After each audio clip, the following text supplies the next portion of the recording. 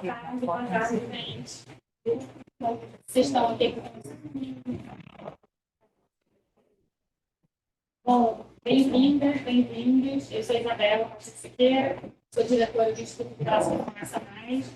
A gente estava aqui brincando que a agenda do G20 está tão agitada que a gente teve sorte de sermos várias, a gente está se dividindo. Então, a Martinha, que coordena aqui o BPC, está na reunião do G20 também, a gente está se dividindo.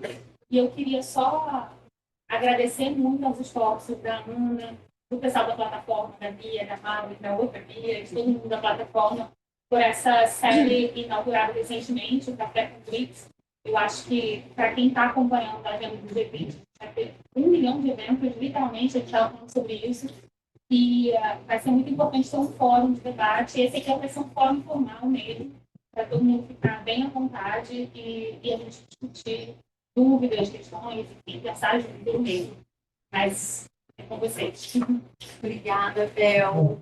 Bom, em nome da plataforma Socioambiental, eu quero agradecer a todo mundo pela presença, quero agradecer especialmente ao Leonardo, que veio de Minas, para dar esse privilégio para nós, para discutir sobre o G20 sobre o PIX, a Ana, também que aceitou gentilmente estar aqui. Como a Bel disse, em meio a um dia super conturbado de atividades. E a vocês, quero só agradecer, na verdade, explicar um pouco da dinâmica, né? Acho que não estão muito acostumados a vir em debates acadêmicos organizados nesse formato. A ideia é que não seja um debate acadêmico, na verdade. A ideia é que seja muito mais uma troca, uma conversa e um bate-papo, e que vocês possam incidir, trazer as intervenções e as impressões de vocês para o debate. Então, o Leonardo vai falar um pouquinho para a gente, né, vai trazer as contribuições dele, a Ana vai comentar, e depois a gente vai se engajar no debate, inclusive com a participação do nosso público, né, que está nos acompanhando. Então, para mais especificar o nosso formato, o Café com Blitz é uma atividade que vem sendo organizada pela plataforma Socioambiental, o Blitz Pode Ser.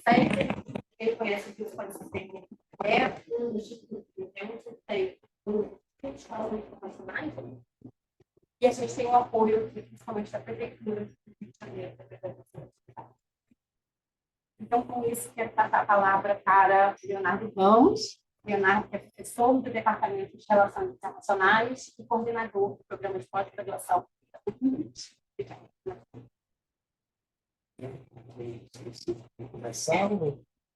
à vontade. Bom, primeiro, então, queria agradecer o convite. Você prazer estar por aqui. Bom, coincidiu com uma data, né? Data conciliar aqui. E bom também ter dado interessante. Inclusive, para pensar algumas coisas dessas associadas ao próprio G20, né? Eu estudo um pouco do G20 já desde mais ou menos a origem, né? A origem, né? Da mudança. E depois do doutorado em economia, né? Fala mais alto. Tá. E eu brincava na época, né? Porque o meu doutorado foi a época da crise, mais ou menos, né? Ali em 2008, né? E a tese estava quase pronta. Ela era só sobre o G8. E aí, faltavam alguns meses, o Breno deve lembrar disso. Aí tem a crise e o G20 se metamorfoseia para ser o que começa a ser desde 2008 para frente. E aí teve que aparecer um capítulo a mais, né? Sobre o G20, porque não dava para falar sobre o G8 na época. E aí, desde então, acabei acompanhando. E se tem uma questão, e ela principalmente ali mais no início, né? Principalmente ali depois daqueles. A gente pode pensar ali naquele período do início do G20, até 2008. As primeiras 5 ciclos, né? São 2008, 2009, 2010, né? 2018, 2009, 2010. Tinha o Toronto e Sim, 2010. como aquele período de formação do próprio G20, consolidação do que vai ser a agenda do G20, né? E como que ele vai, os temas e determinadas dinâmicas. Depois a gente vai ter esse processo de expansão do próprio G20. Mas, nesse momento, né, em 2010, e talvez ali para quando se consolida, ali já começa um pouco de. Mas de 10 para frente, vamos dizer assim, nesse momento. Eu acho que vai ser melhor. É melhor. Porque pro Zoom tá super bom. Mas aqui, só que essa. Tá, porque bom, super. Tá. Pode ser que você tenha que fazer. Tá. Então, ó, acho que agora é melhor. Tá. Então tá. Agora estamos escutando. Tiago. Vê se você não está desligado. Então tá bom.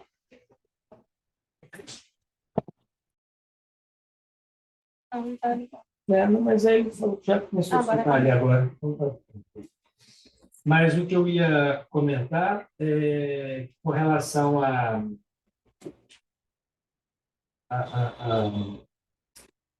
nesse primeiro momento, né, do G20, talvez ali, primeiro momento do G20 enquanto cúpula de chefes de Estado, né? A origem dele é 1999, como grupo de secretário de Finanças, ministro de Finanças, presidente do Banco Central, os bancos centrais desse país, que vai de 99, um pouco depois, mas que vai até a crise, né, de 2008.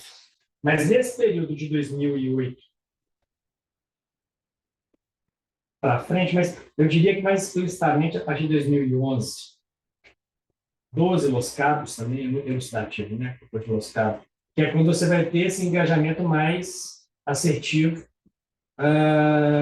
do BRICS, dentro do G20, né? Como um grupo articulado ali dentro, né? Dentro de uma lógica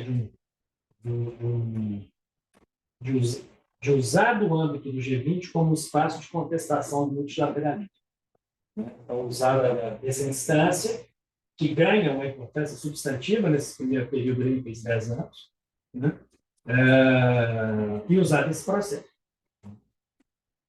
E assim vai, de uma maneira ou de outra, que vai ter, talvez de uma maneira menos, onde vai diminuir esse engajamento, é a partir, inclusive, desse período. Porque, se por um lado, é um período em que você tem um início de articulação mais explícita, de engajamento mais explícito do BRICS para com a agenda do G20, tentando colocar na agenda do G20 as discussões oriundas do âmbito do BRICS, leia-se reforma da arquitetura financeira internacional, né? Dívida e coisas dessa natureza, né? Reforma da FMI, reforma do Banco Mundial. A partir do momento em que essa agenda, de uma maneira ou de outra, ela não vai encontrar resposta, ou não vai aparecer a resposta nos termos demandados por esse país, por um lado. Por outro lado, você tem a própria criação, o processo de adensamento institucional do BRICS, né? Via criação do Banco do Banco de Desenvolvimento do BRICS. Então, de uma maneira ou de outra, essa articulação no âmbito do G20, ela acaba não se expressando mais nos mesmos termos. Obviamente, uma série de outras questões ocorrem também, em termos da política internacional. Inclusive, esse é um ponto que eu acho que é relevante, né? Em alguns momentos, quando me perguntam, tá, mas tem tanta culpa do G20 que não serve para nada, então, para que vale a pena estudar o G20? Né? Eu acho que tem uma questão que é fundamental, primeiro porque tem a questão dessa sazonalidade, acho que o ponto-chave é esse, né? Uma sazonalidade da conjuntura. Né? Então, em alguns momentos pode parecer certas organizações, certos processos, certos espaços não são tão valorizados, mas, por outro lado, tem uma questão que eu acho fundamental, interessante, né? Fundamental para entender a importância do G20, um ponto, talvez um que eu considero, acho que essa é uma chave, como exatamente expressão dos processos das dinâmicas da ordem internacional, principalmente no contexto de crise da ordem. Então, o G20 olhar para o G20 é muito interessante como forma de entender determinadas dinâmicas e como determinadas dinâmicas se expressam. Pensar que nós estamos falando de 20, agora 21 atores, né? Formalmente, né? Em alguns momentos de maneira informal, barra quase formal, Espanha começa a fazer parte, etc. Mas ali, pelo menos 20 atores, não é formal, mas 20 que sempre estão ali, fora os associados do processo de outreach do próprio G20, que estão envolvidos numa dinâmica ao longo do ano, porque a gente pode dizer que se ao longo do ano, ao longo de todos esses anos, né? Desde 2008, e que expressa exatamente essas dinâmicas e tensões da ordem internacional. E aí, o que eu estou querendo dizer com isso? A gente foi exemplificar. Como eu estava comentando. Embora tenha algumas figuras que discordem ou problematizem, de uma maneira ou de outra, parte significativa da literatura concorda que o G20 teve ali um êxito no processo de lidar com a crise, um ator fundamental, um espaço fundamental, lidar com a crise de 2008, esse processo de formação, nesses princípios, como eu estava falando antes. Mas depois dessa cúpula, toda a cúpula de 2013 até 2000, na verdade, a gente vai ter algum momento onde a cúpula de 2010, então de 2011 até 2014, a gente vai ter um período ali onde o G20 começa a trazer outras temáticas, já que a crise não é mais o grande problema, outras temáticas vinculadas à ordem econômica internacional, que seria interesse dos atores envolvidos e, particularmente, né, de maneira mais pontual, conjuntural, de quem organiza a cúpula. Como eu disse, do lado da perspectiva do BRICS, uma agenda a tentativa de usar o G20 como espaço de articulação, mas também a tentativa de colocar outros pontos na agenda. Isso é interessante que vai ser uma constante no próprio G20, né? Essa expansão temática. Né?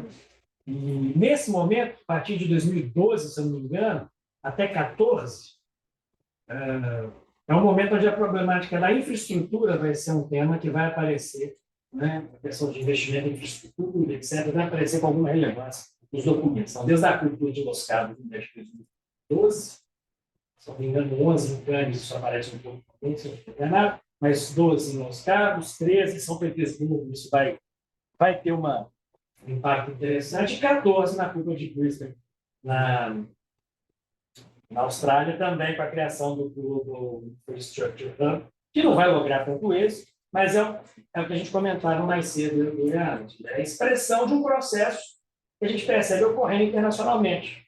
Né? Ou seja, de uma maneira ou de outra, a ideia da infraestrutura, como a gente vai pensar também, as ações chinesas de investimento em infraestrutura internacionalmente, então isso gera aceleração de determinadas dinâmicas no internacional, e o G20 expressa isso também, com suas articulações. Mas aí, em 14, a gente tem um outro momento de inflexão, porque a gente tem a Guerra da Crimeia, a invasão da Crimeia em 14, e aí tem dois elementos interessantes aí. A partir dali, essa tensão Rússia no eixo sino-russo começa a se explicitar dentro do G20, né? O G20 como um espaço de expressão dessas tensões, da Rússia com o bloco euro-estadunidense, né? E, por um lado, uma dinâmica que a gente percebe hoje também, até hoje, né?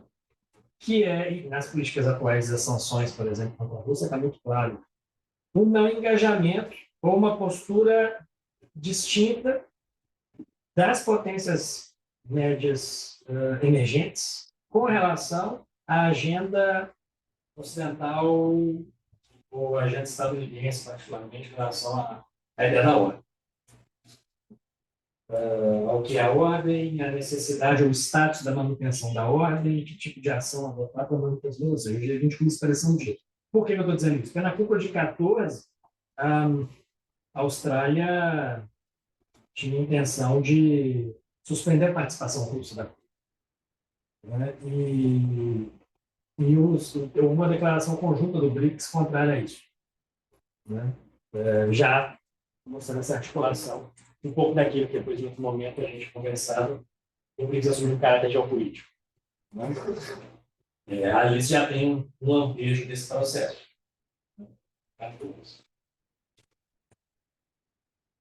Essas tensões vão caminhando. Eu acho que, de repente, essa primeira fala pode ser interessantíssima, então vamos olhando assim, para depois a gente começar as coisas. Elas vão caminhando até 17, porque você vai ter a agenda do BRICS, perdão, do G20 avançando, BRICS engajando de alguma maneira ou outra, tentando trazer outros temas.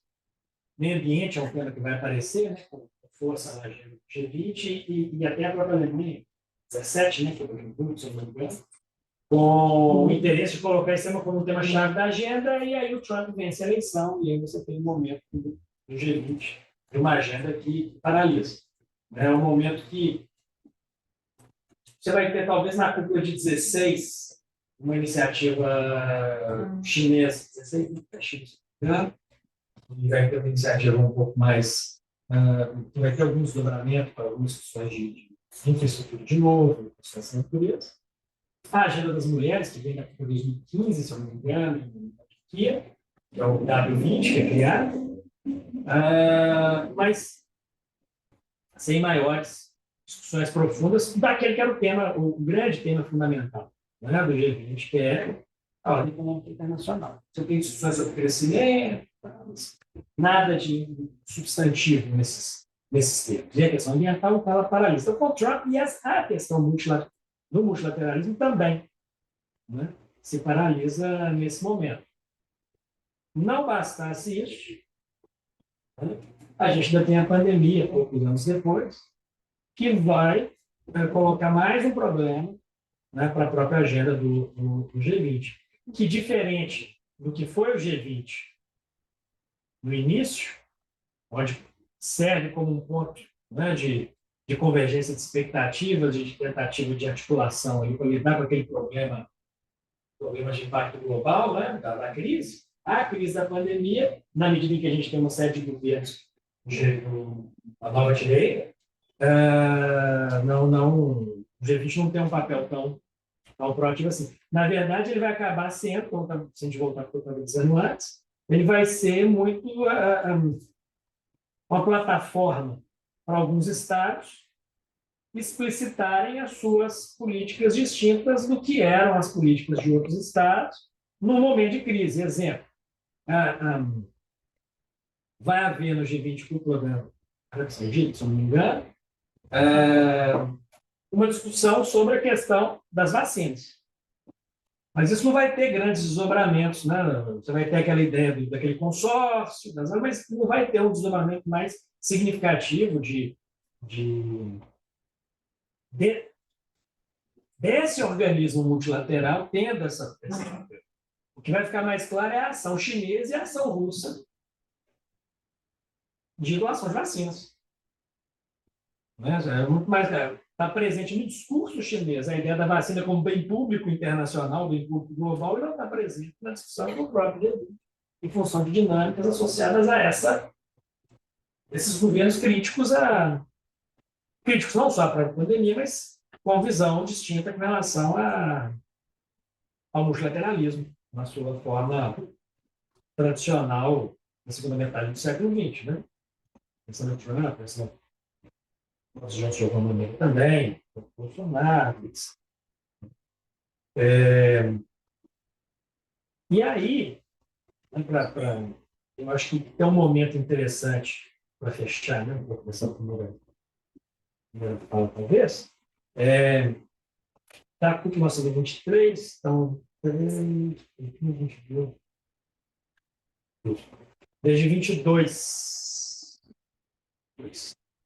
Porque aí a gente tem 22, a cúpula, o 22, 23, 24 e 25, né? A gente vai ter 4 cúpulas em países emergentes, sediados em países emergentes.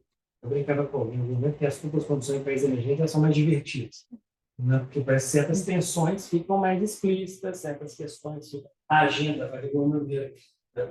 Mesmo que a agenda não avance, mas a tensão fica mais explícita. Quando ela é em Roma, a agenda vem do zero, vamos esvaziamento e fica por ali.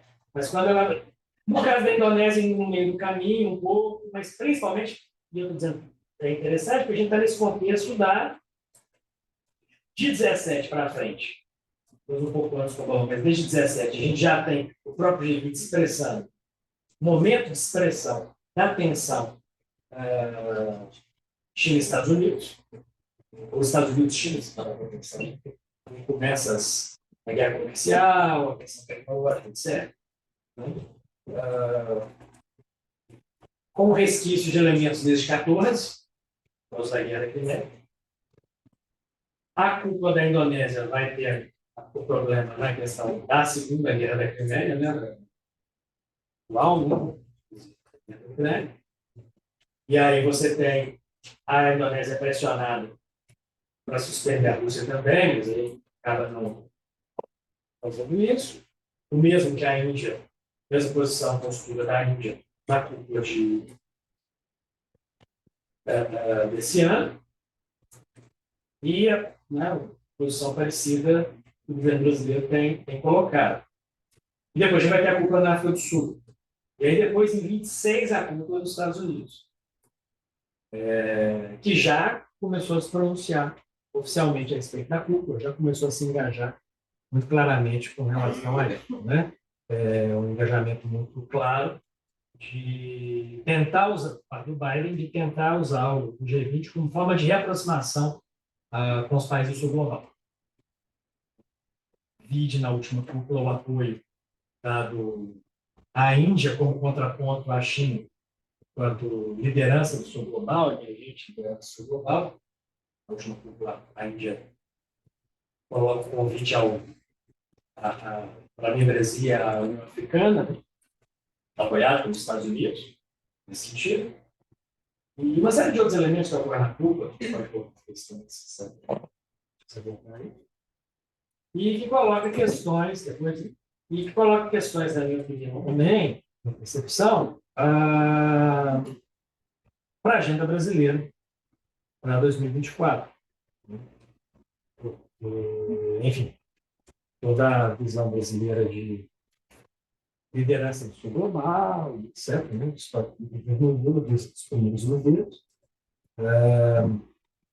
é algo que está nesse contexto, né, que tem que ser visto dentro desse contexto da crise da ordem, dessa relação China-Estados Unidos. Enfim, isso aí. Isso como panorama exatamente o que eu dizia, né, a importância do G20, da sua gente, e como que o BRICS, de uma maneira ou de outra, está ali dentro. Né? Talvez a partir disso a gente possa conversar um pouco a respeito.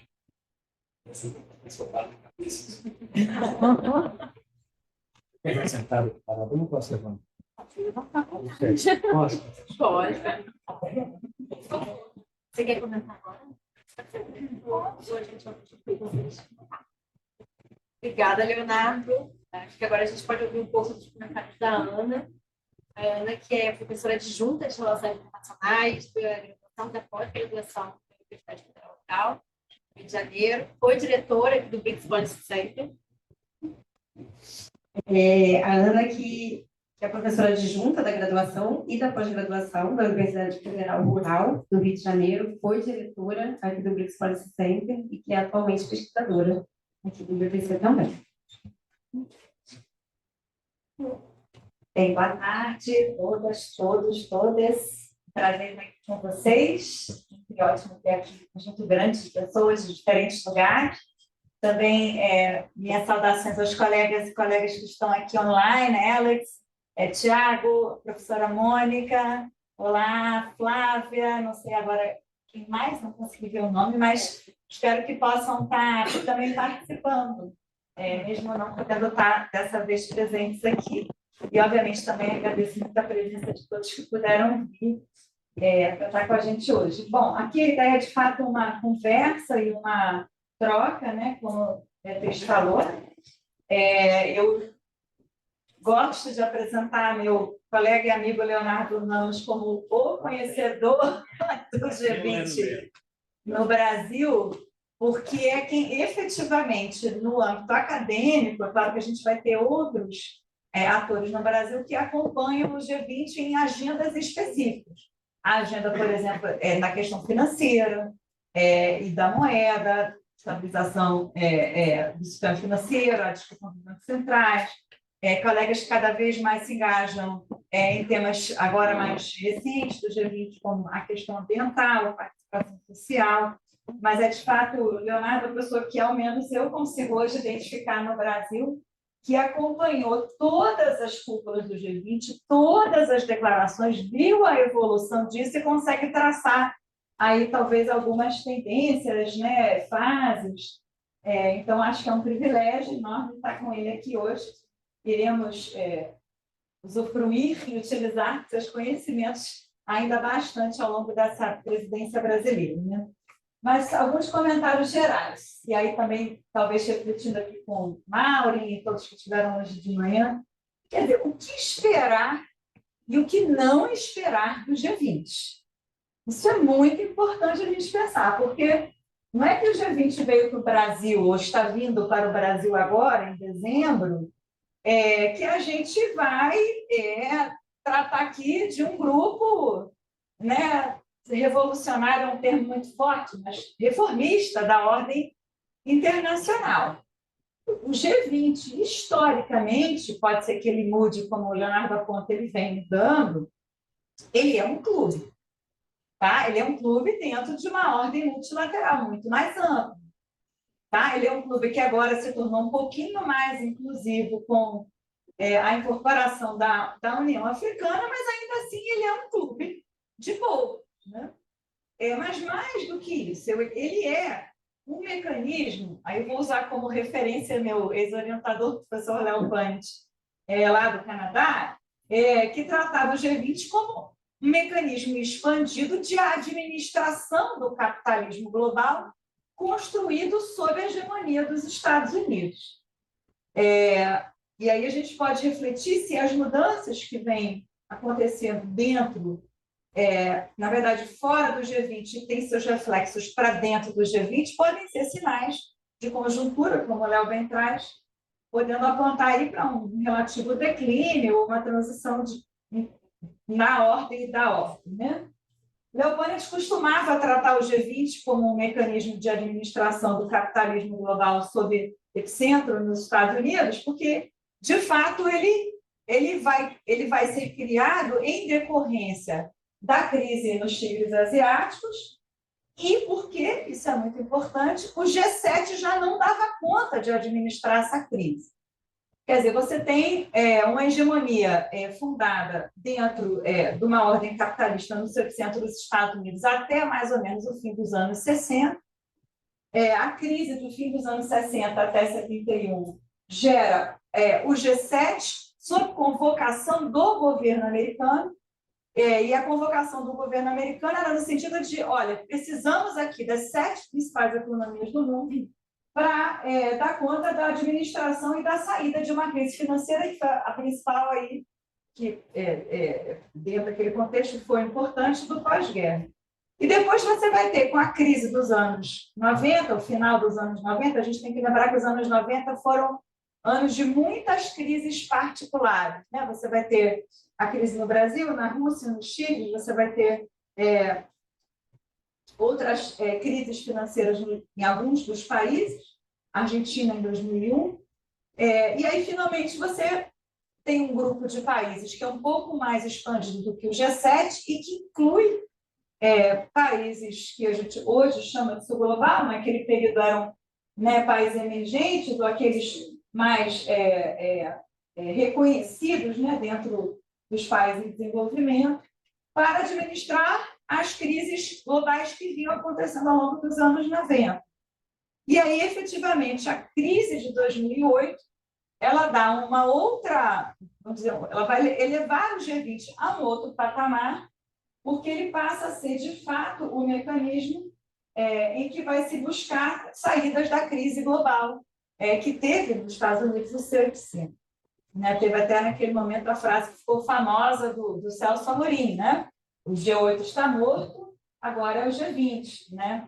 E naquele momento isso foi muito comemorado, né? Com a inclusão, né, dos países assim chamados emergentes, e o BRICS nesse centro, para administrar, junto com as potências ocidentais principais, a saída da crise. Então, os países do sul global precisavam ser considerados, né, nas soluções para a crise financeira.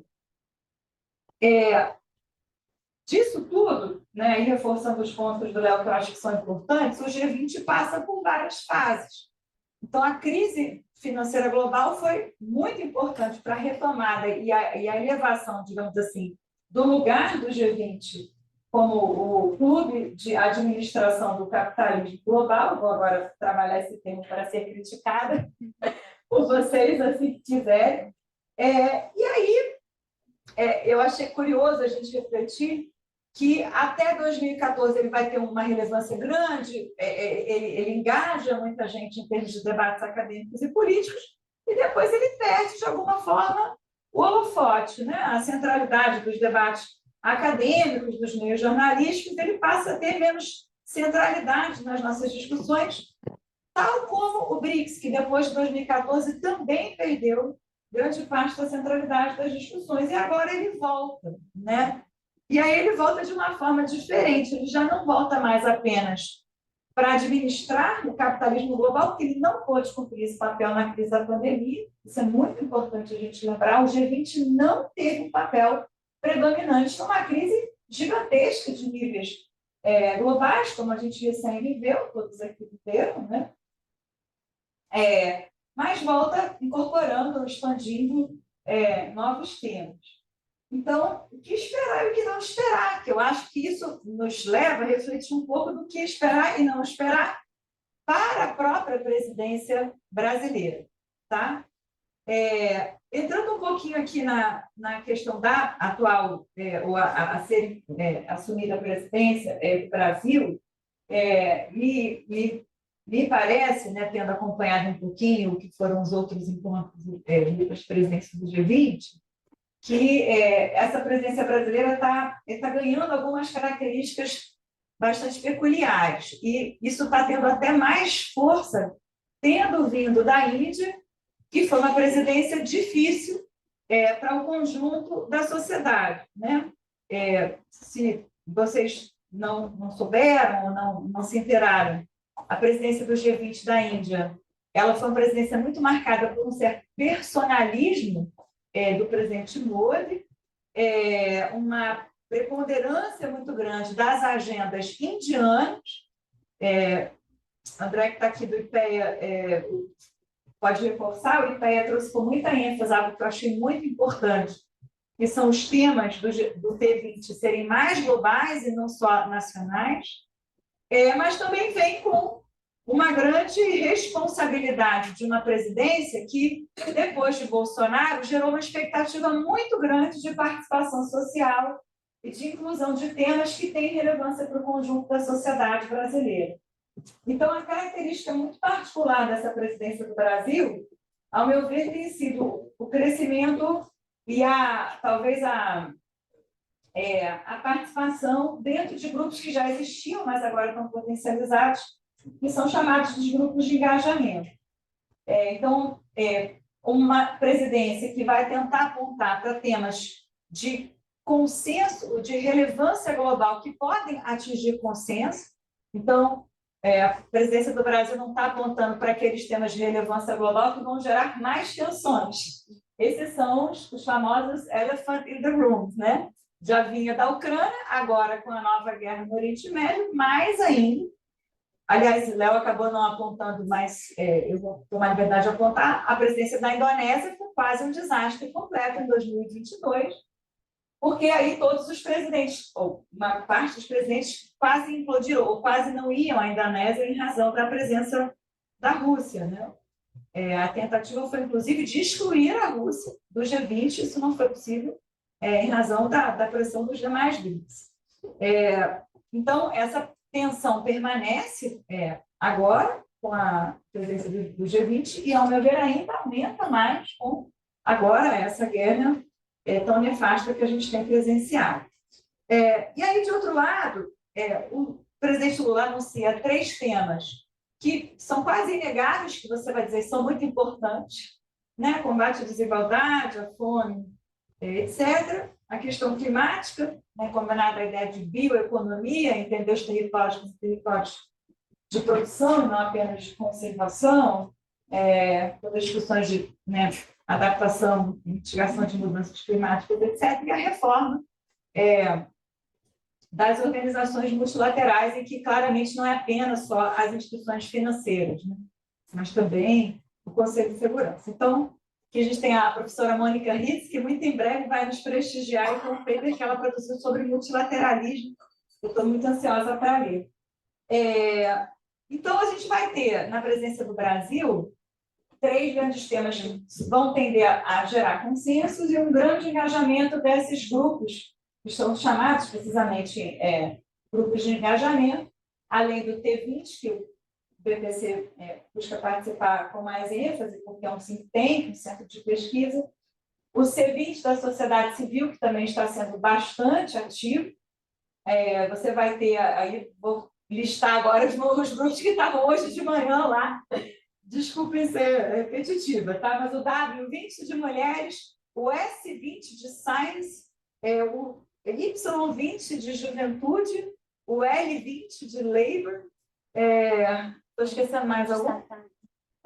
De startup. O Y20 é o de jovem. E o que não...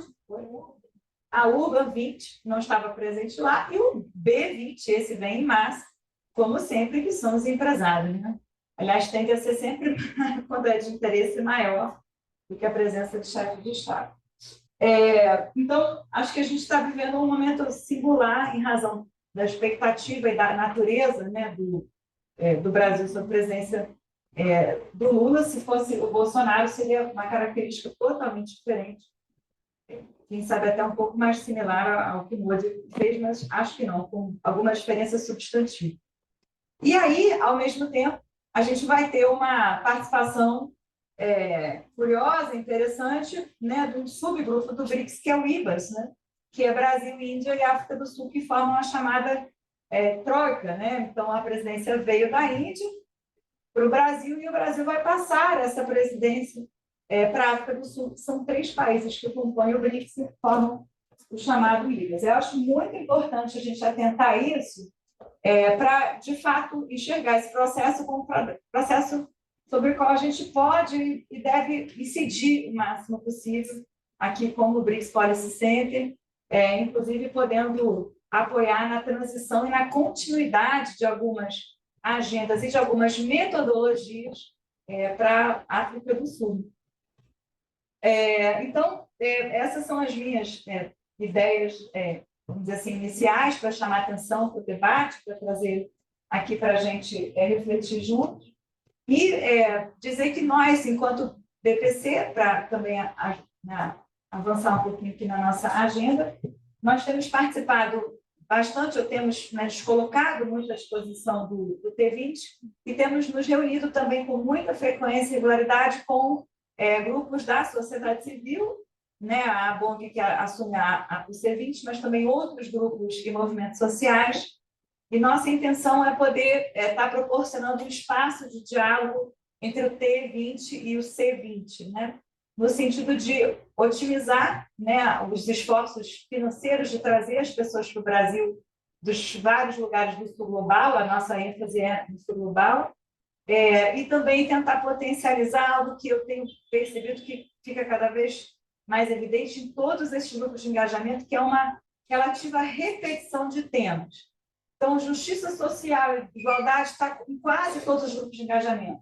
Clima e meio ambiente está em quase todos os grupos de engajamento, e tem muita sobreposição entre os temas que foram já anunciados para o T20 e que agora virão ser anunciados para o C20 também.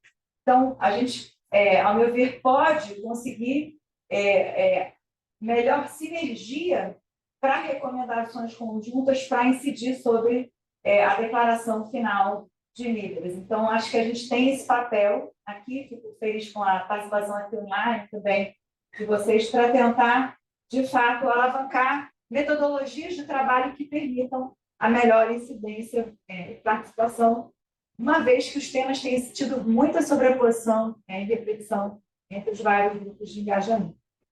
Então, acho que eu vou terminar aqui e deixar para a nossa discussão. Obrigada.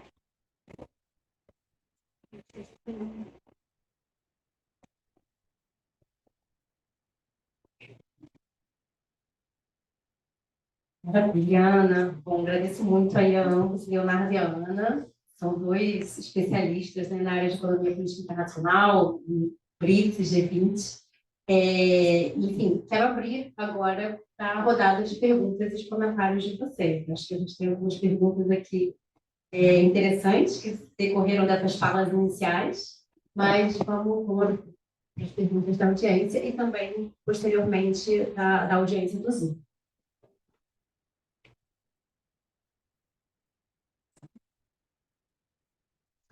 Olá, boa tarde. Sou Vera Pereira, estudante de doutorado lá no PEP. Feliz de estar aqui nesse espaço. Quero começar com uma pergunta, uma curiosidade minha. O Brasil, ele assume no próximo ano a presidência do G20, seria também, né, do BRICS. Só que acabou passando para a Rússia a responsabilidade de sediar a próxima cúpula. Eu fiquei curiosa sobre essa decisão, porque priorizaram o G20 e não o BRICS.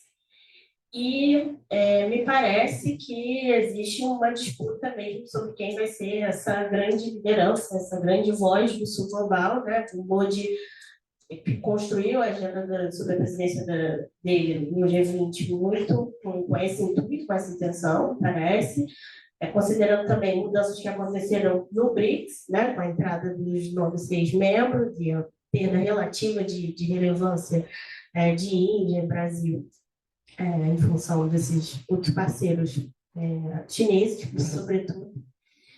E o Lula, ele tem sido bastante vocal também, tem feito um esforço grande para ele próprio, né, ser reconhecido como esse grande líder do sul global, né? E aí, eu não sei, talvez o artigo da professora Mônica ajude a gente a entender quais são esses multilateralismos em disputa, né, considerando Índia e Brasil, mas eu queria saber se vocês também, Ana, né, têm alguma pista em relação a isso.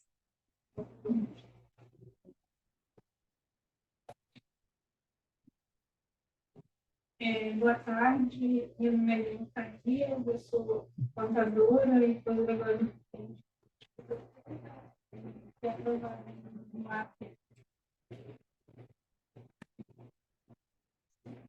nesse semestre, mas eu vou ingressar no próximo semestre. A minha pergunta é o seguinte: a Ana falou do G20, que é mais ou menos um clube ligado bem ao financeiro. E como o G20 está vindo aqui para o Brasil no próximo ano, se isso reforça a atuação do BRICS, se tem alguma melhoria da atuação do BRICS aqui no Brasil.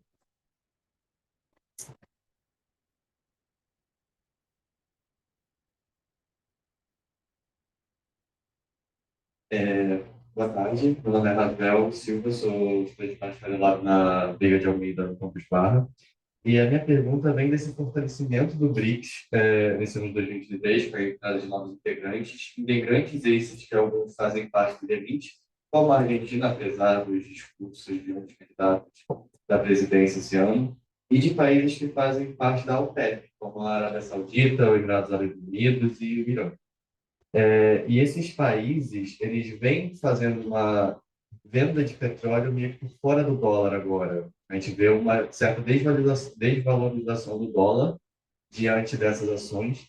E eu queria saber como é a reação, a visão, né, tanto do BRICS quanto do restante do G20 sobre essas ações de desvalorização, sobre como pode ser as pistas de como vai se tornar as negociações do petróleo daqui para frente, com essa mudança de moedas, porque já vemos eles vendendo petróleo em rúpia e pode seguir daí, e como isso pode afetar o cenário de economia mundial, assim, no geral, porque o petróleo é a maior fonte energética que a gente tem.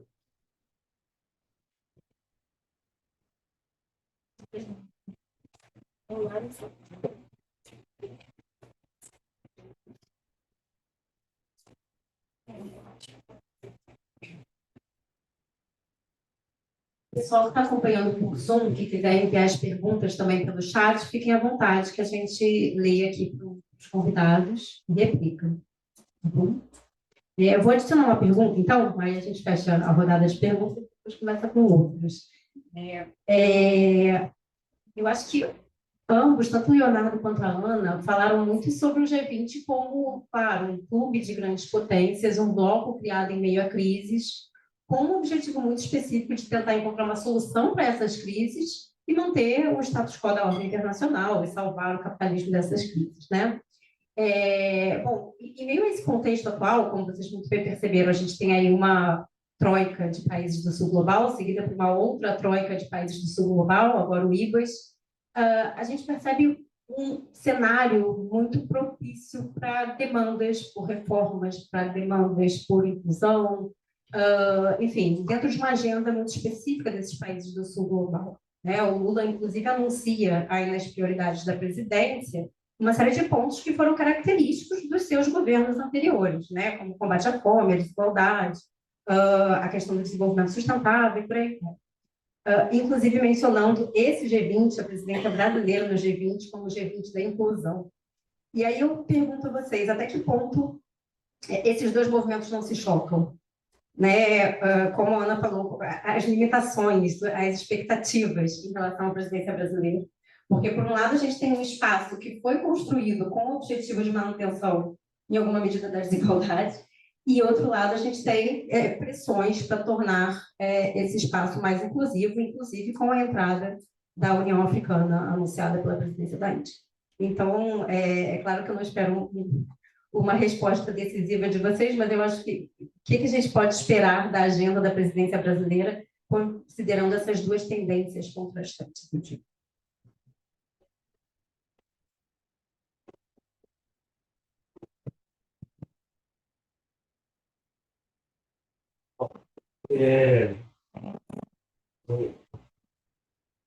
Não foi certo, na verdade, o que foi falado.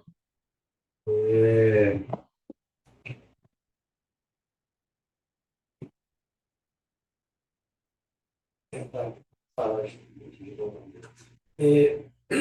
Quando a Joana tinha comentado a respeito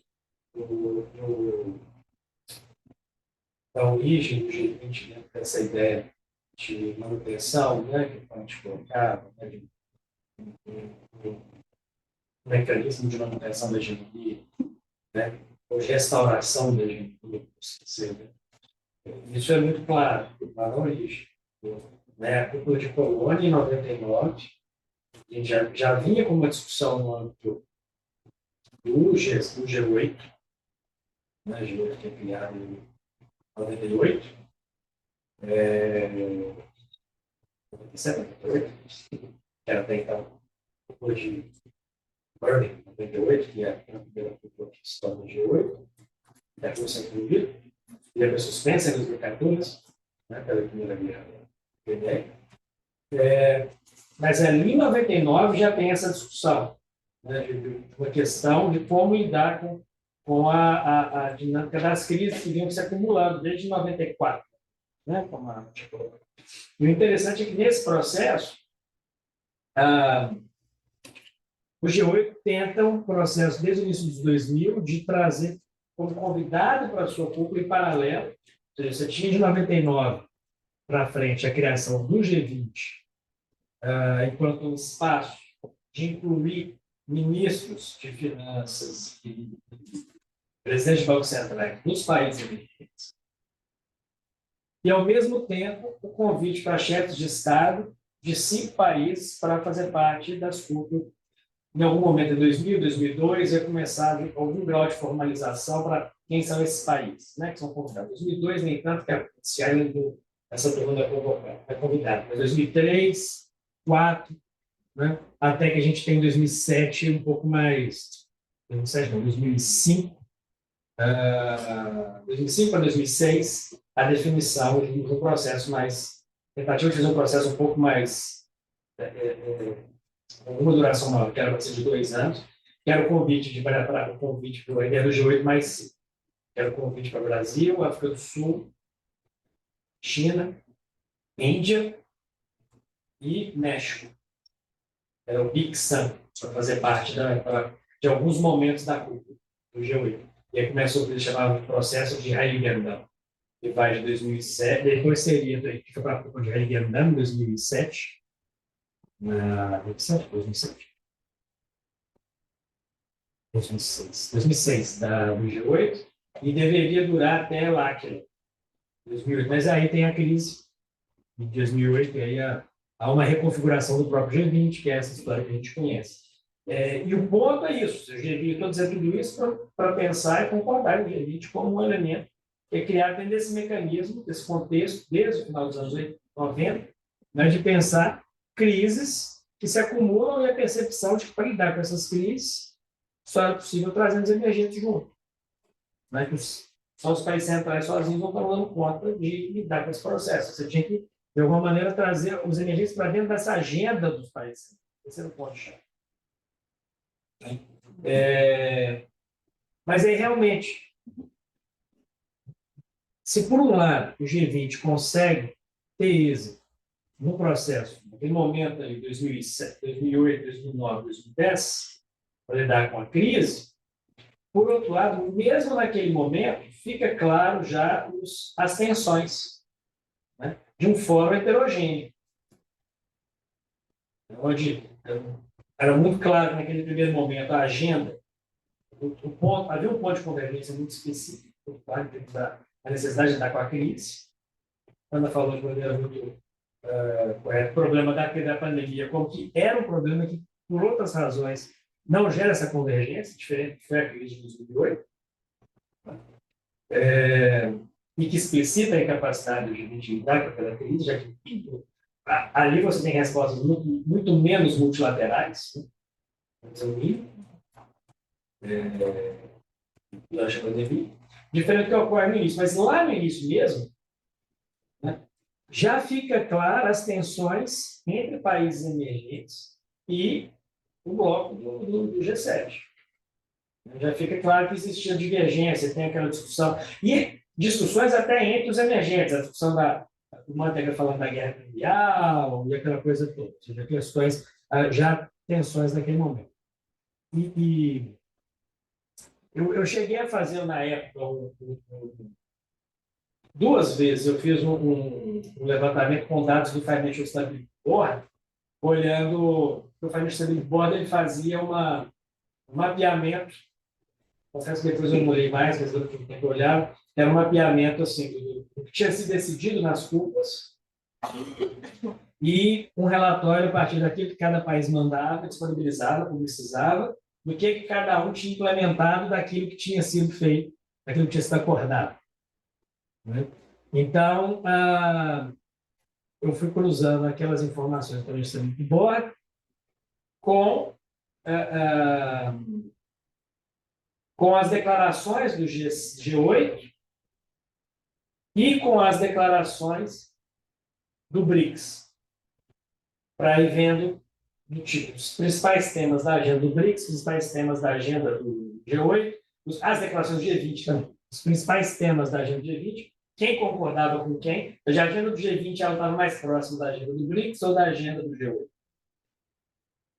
E até 2012, 2014, mais ou menos, claramente, muito mais próximo da agenda do G8 do que da agenda do BRICS. E depois, em termos de implementação, havia uma certa... de alguma maneira, se não me engano, o Brasil e a África do Sul, em alguns momentos, se aproximavam um pouco mais de implementar, mais do que China, Rússia e Índia, de algumas coisas que eram decididas no âmbito do G20. E é interessante perceber, nesse sentido, que outros emergentes começam a surgir nesse período, também, a partir de 2010, 2011, uma discussão sobre outro grupo de emergentes dentro, não de emergentes, mas de potências médias, que era o único grupo que seria ali o grupo... mas era muito mais uma questão wishful thinking do que qualquer outra coisa naquele primeiro momento. E depois também se mostra que não tem muita liga, né? Que era a ideia de NICTA, que juntaria países que eram emergentes e para potências médias tradicionais, né? México, Indonésia, Turquia, Coreia, Austrália. Né? E também cheguei a dar uma olhada nisso em termos de se havia uma coerência do engajamento desse país com relação às decisões internamente, com relação ao que decidido do G20, também não tinha. Né? Austrália, Coreia, muito mais próximos da discussão do âmbito do G8 do que México, Indonésia e etc. O que, na verdade, estou falando disso porque para tocar nas duas questões que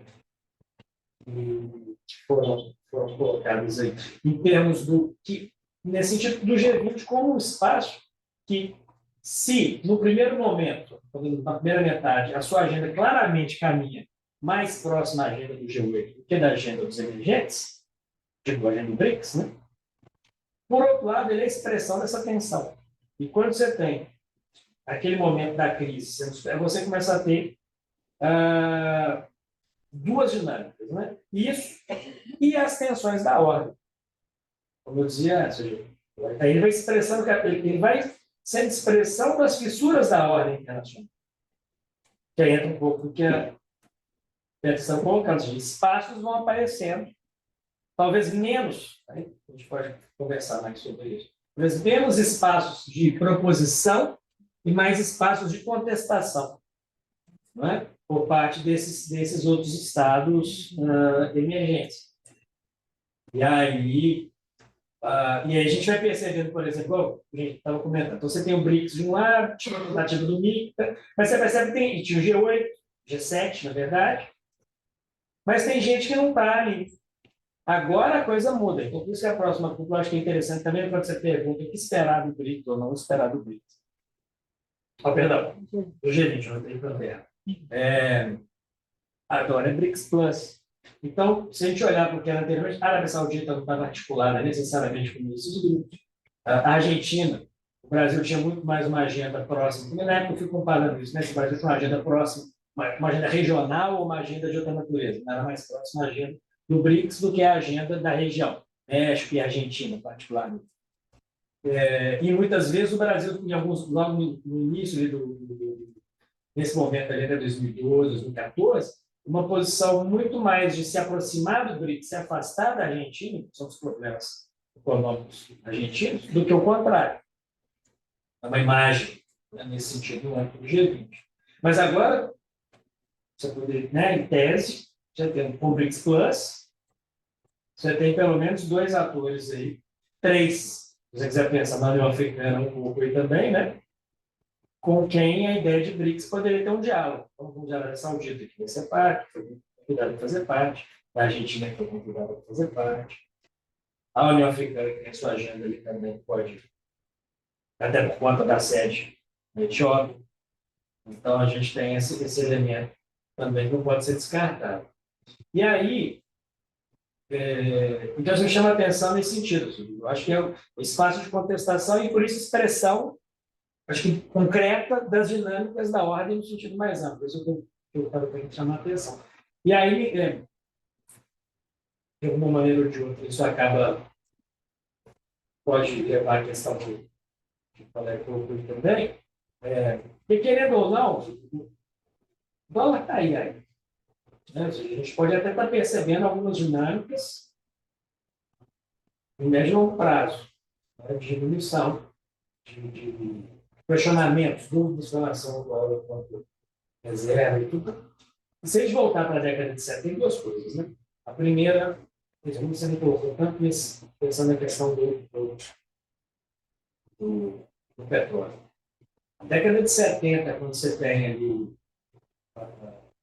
o fim do padrão euro-dólar, um elemento importante é a visita do Kissinger à Arábia Saudita. A negociação com a Arábia Saudita de continuar vendendo petróleo em dólar, mesmo sem a paridade. Uma negociação. Finança, hegemonia americana e segurança na região. Então, a Arábia Saudita ter uma posição diferente nesse momento deixa de ser interessante. Estou sendo determinista. Estou dizendo que isso é interessante, porque isso foi a negociação da década de 70. Mas, ao mesmo tempo, é muito claro que é um processo complexo, porque, ao mesmo tempo que você tem, então, esses elementos de, seja os sauditas, seja dos Emirados, seja da relação da Índia com a Rússia, seja os petrorubros, né, no contexto aí da guerra, da guerra agora, tem um elemento que é interessante no caso saudita, esse engajamento que tem a ver com a questão da ordem, que eu estava chamando a atenção, na minha opinião. Que esses processos de fissura abrem não só espaço para contestação sobre pensamento, mas espaço para contestação e projeção de demandas articuladas a ambos os lados desse processo. É um outro tipo de tensão. O G20 é a expressão desse processo. Aí você pega, por exemplo, o caso da Saudita é muito elucidativo. Quando você tem, no intervalo de menos de mês, de um lado, a Arábia Saudita é convidada, e obviamente se é convidada, aceita, né? Ser membro, estava pedindo, inclusive, ser membro do BRICS, é convidada a fazer parte, e em menos de um mês, ela tem um acordo, ela e Emirados, tem um acordo, Arábia Saudita e Emirados, com Estados Unidos, Índia e Europa, para construir um corredor de infraestrutura que iria da Índia até a Europa, passando pelo Oriente Médio. E se a gente pegar o mapa e olhar, para o Belt Road, uma das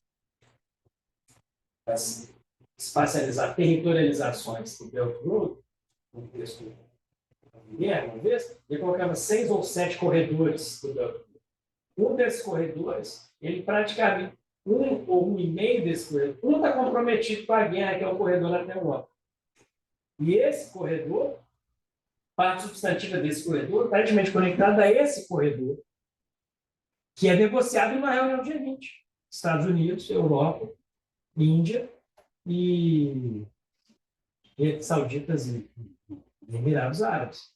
Ou seja, Índia, Sauditas e Emirados, nessa negociação, ou seja, com espaços de negociação em 2 âmbitos nesse sentido. Acho que esse é o ponto que é interessante olhar para o G20 e perceber como é que ele expressa essas 2 dinâmicas, expressa essas questões. E eu penso que nesse processo, como a voz do Sul Global, que eu estava falando no final, né? É muito claro que há esse interesse, né, por parte do governo Lula.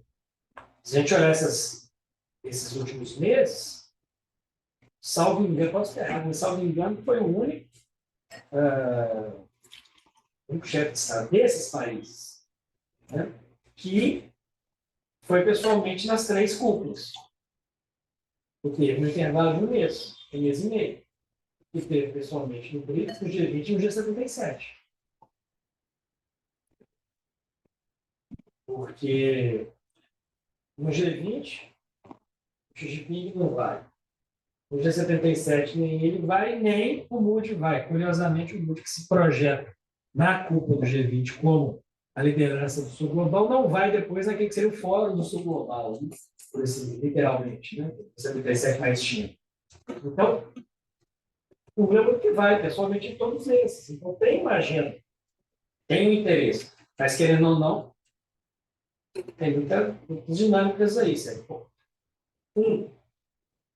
As 2 guerras, que você comentava. Eu acho que cedo ainda para ver o segundo, né, o impacto que isso vai ter para o G20. Segunda, né? A guerra em Gaza, agora. Mas, seguramente, as dinâmicas da guerra da Ucrânia vão ainda ter impacto nisso, na cúpula do G20. Mas a outra questão também importante nesse processo, né, esqueci. Vou falar das 2 guerras.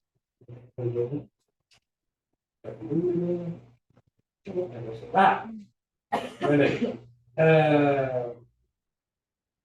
Como que os Estados Unidos vai se colocar nesse processo?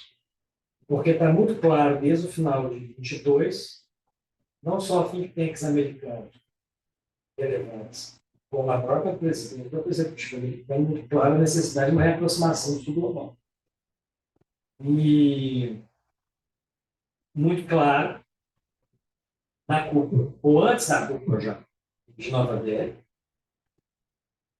que a Índia teria um status fundamental na agenda estadunidense de articulação do sul global, o proxy, essa relação com o sul global de alguma maneira. Não é à toa, se esse corredor for para frente, né, infraestrutura, seria um elemento importante. Esse vai para frente. Mas já faz um tempo que você está nessa tentativa de reengajamento, né, seja na América Latina, seja em outros lugares, na África, com o Lubito, se não me engano, e esse outro corredor também, e outras articulações. E a Índia é um ator-chave nesse processo. Então, o ponto é como vai se colocar nesse contexto, né? Índia versus Brasil, como vai ficar China e Estados Unidos nesse processo. E aí isso vai ter impacto seguramente, em termos do espaço de projeção do Brasil enquanto liderança desse sul global, já que não é mais aquele contexto lá de os primeiros do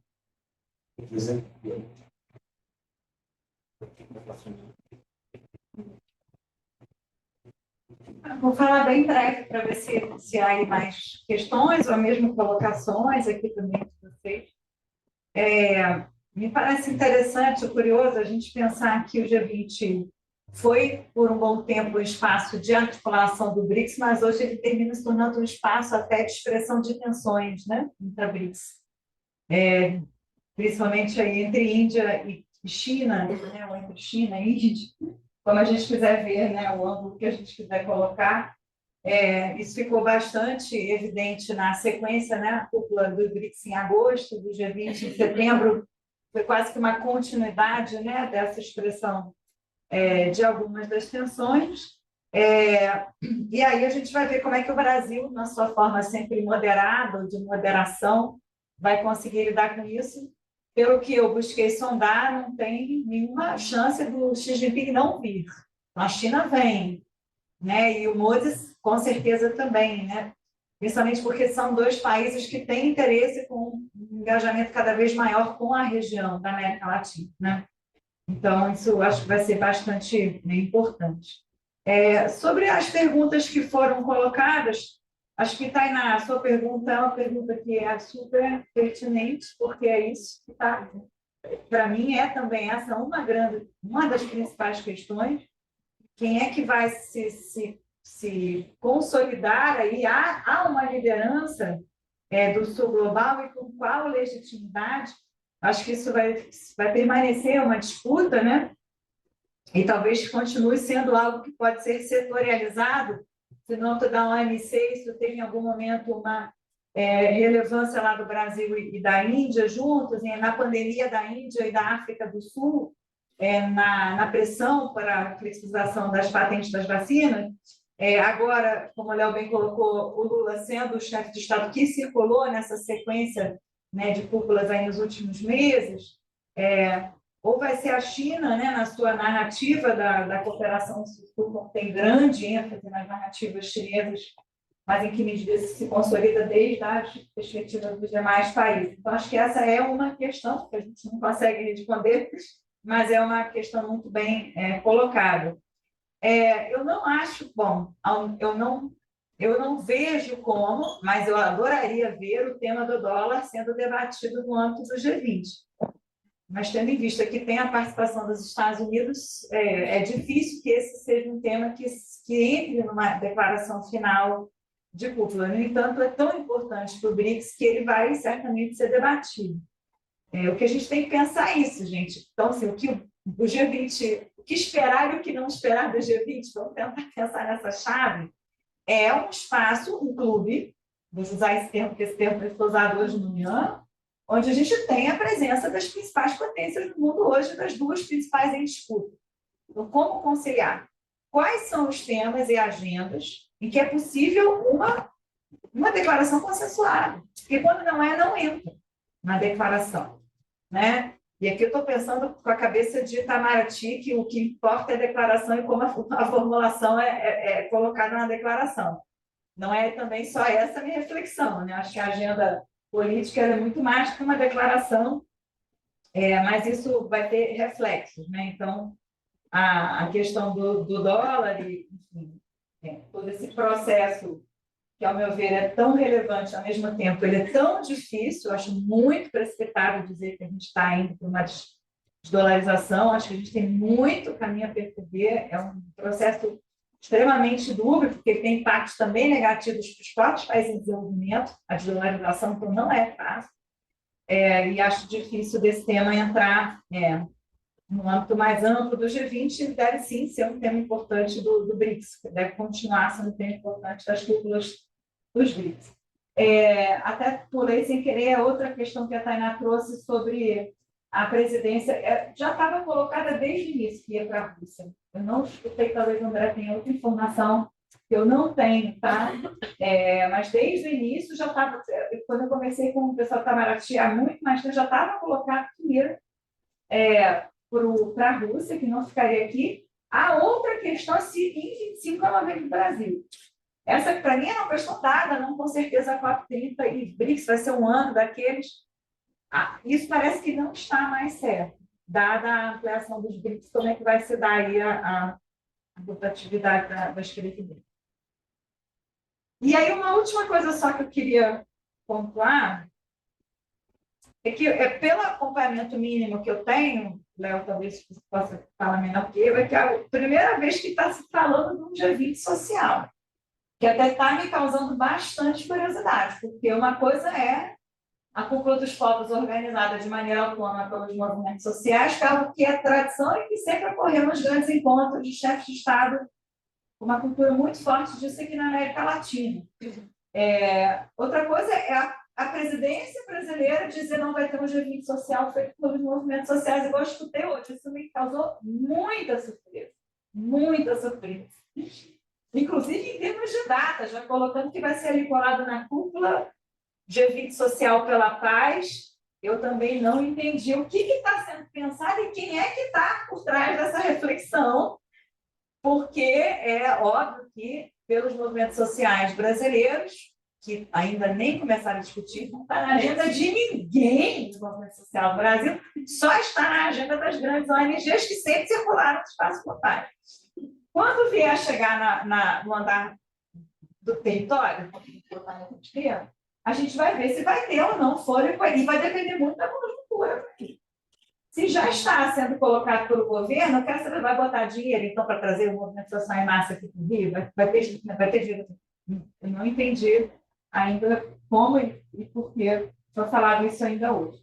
Mas, em termos de ideia, é a primeira vez que eu estou escutando isso no acompanhamento mínimo do G20. A ideia de G20 inclusive, de G20 social, né? E aí, comentei muito brevemente com a Naurinha antes, mas assim, não tem uma cultura de consulta e participação social em entidades como André está aqui, né? IPEA, SEBRE e FUNAG, porque são entidades que são de governo, que tem uma agenda para. Então, agora está sendo incorporada a ideia de consulta, de participação, de abertura, que também tem muitos limites, porque vai escutar, mas não necessariamente vai incorporar, porque tem agendas que não dá para incorporar, que tem uma lógica própria. Né? Então, assim, outros organismos, né?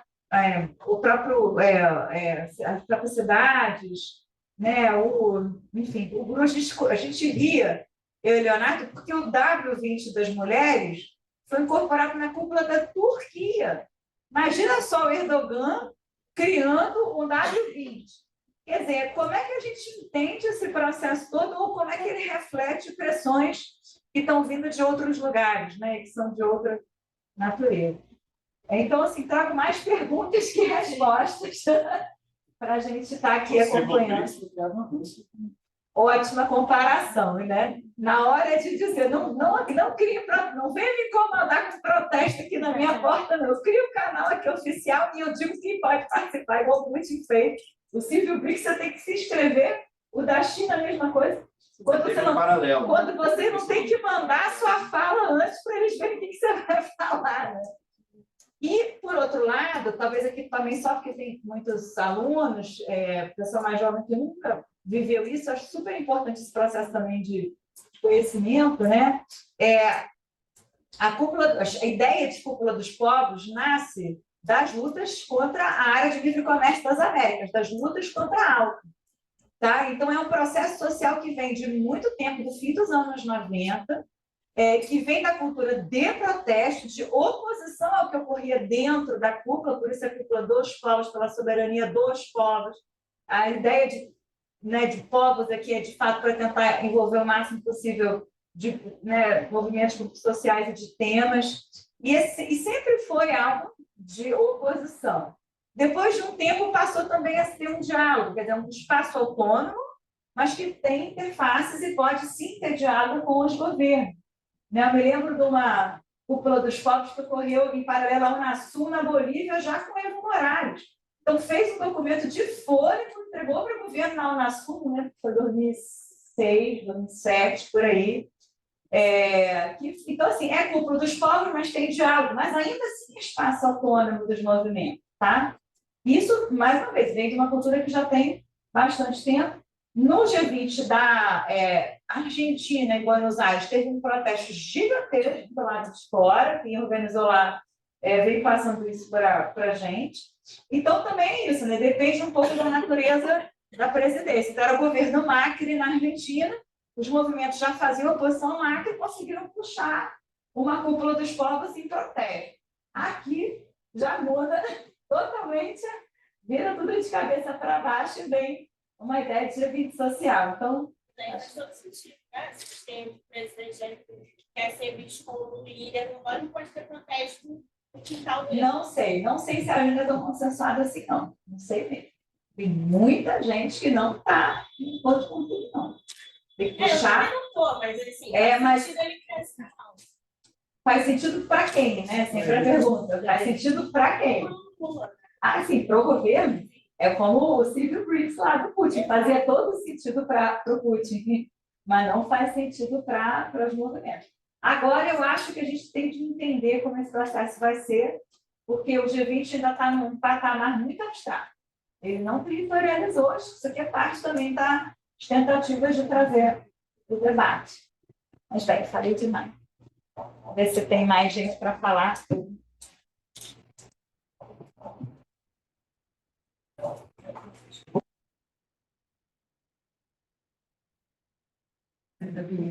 Sou Maureen, isso aqui da plataforma socioambiental da FASE. Vou dialogar um pouco com a Ana sobre isso, que eu fiquei muito espantada hoje. A primeira reunião presencial que eu participei de algum processo do G20, eu acompanhava de alguma forma, né? Da Alemanha, por exemplo, quando foi criado o GTP, um oficial. Mas, enfim, primeiro, o que eu achei assim, mais curioso é a quantidade de subgrupos, né, de engajamento, já que o próprio G20 ele já tem um monte de grupo. E não necessariamente os subgrupos eles se alinham com os grupos. E, ao mesmo tempo, dentro dos grupos de engajamento, tem também grupos de trabalho. Então, eu fiquei pensando como é que eles vão arranjar tanta gente para trabalhar com tanta coisa, né? E muita repetição também, de como a Ana já tinha colocado, de subtemas, e muitos nomes sem definição política. Assim, uma coisa é você falar bioeconomia, eu tenho certeza que eu entendo bioeconomia bem diferente do que a Braskem, ou bem diferente do que a Natura, ou bem diferente que algumas pessoas do Ministério da Fazenda, por exemplo. Então, todo mundo falando de bioeconomia como se estivesse falando a mesma coisa. Então, ou da transição energética, de vários temas assim que eu achei bem meio esquisito, mas enfim, acho que talvez pode ser ainda um começo de tentativa de diálogo. E o governo Lula ele tem resgatado alguns espaços antigos de participação no formato bem Lula mesmo, do tipo Mercosul Social Participativo, que nunca serviu para grande coisa, diferente de outros processos, que eu acho que eram muito mais efetivos dentro do Mercosul, como as reuniões especializadas, que aí sim tinham um resultado bem concreto em matéria de política pública, de legislação, né, de aproximação de atores. E agora está se reeditando um processo como esse, né? E como existe uma demanda da sociedade civil organizada, não só da sociedade civil, como da própria academia e de outros setores, né?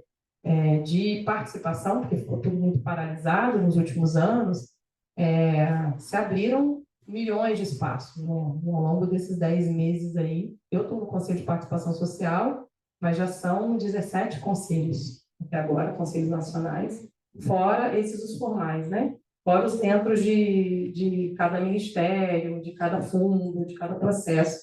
Então, tem um processo de participativismo, sei lá, que ao mesmo tempo fica difícil a gente também ter uma noção muito concreta. Aí, falando muito como sociedade civil, para onde que a gente quer chegar com isso, né?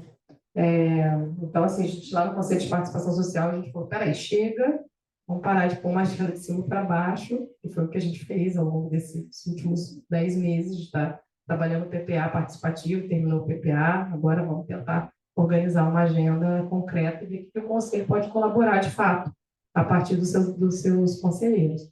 Agora, os outros conselhos, dependendo da construção temática, eles já são muito históricos. Você vai ver o Conselho de Segurança Alimentar Nutricional muito antigo. Então, óbvio que você tem uma bagagem, né, de já ter lá uma conferência nacional maravilhosa. Outros acabaram de ser criados. Então, você também tem essa coisa do time, e da própria demanda do Ministério. No caso do G20, como é a primeira vez aqui no Brasil, é isso, né? Acho que tem uma questão de desinformação mesmo. Está todo mundo vendo, falando sobre isso, querendo saber, ao mesmo tempo querendo se engajar, mas nem sabe muito o que é. E no momento de processos internacionais que são consecutivos, né? A gente ainda não sabe do BRICS, mas pelo menos tem o G20 e já acabou de ter a Copa da Amazônia, em agosto, e tem a CTA e tem a COP30 em 2025. Então, tem um processo de culminação de caminhos, né? De onde a gente pode construir algo e agendas comuns que esses países estão enfrentando, mas, ao mesmo tempo, pensando muito do ponto de vista de uma sociedade civil progressista, o que a gente quer com esses espaços. E eu vejo pouca reflexão sobre isso ainda, né? A gente vai ter amanhã e depois uma reunião de começo, de criação de consenso, para ver se é possível caminhar ainda junto sobre o processo da COP30, mas é uma reunião muito pequena, ainda vai ampliar esse processo. E eu estou vendo que o do G20, na verdade, ele já está bem, assim, amplo, para não sei como é que vai chegar a funilar, entendeu? Está sendo um caminho meio que inverso ao caminho que está sendo construído para a agenda climática. Que é positivo também, porque você já tem muitas experiências, né, de acúmulo de vários países, mas são experiências que quebram continuidade. Mas essa sensação de quem está de fora, quando muda a presidência, parece que começa mais ou menos de novo, de acordo com o tipo de governo que está rolando naquele momento. Então, assim, acho que tem muitas perguntas que eu fico na dúvida de como a gente, né, aqui o próprio BRICS, o Alice Center, lá no IRI, enfim, tem outros alunos aqui da Veiga, como efetivamente pode debater na sociedade civil mesmo, ouvir depois dessa reunião de hoje, conversar com quem estava lá, nem conhecia muita gente, até bem engraçado isso, né? Chegando no lugar no Rio, não conhecer tantas pessoas, então é interessante, tem uma mudança de atores também no processo, de pensar como a gente pode chegar com objetivos mais, pelo menos, coletivos, né? Eu tenho certeza que a luta contra a extrema-direita deveria ser um deles, porque a gente está num processo muito fragmentado, tanto nacional quanto latino-americano, e do ponto de vista global, assim como todas as tensões ligadas à questão da guerra, enfim. Tem várias agendas aí que combinam talvez um consenso que extrapola a própria razão de ser desses espaços.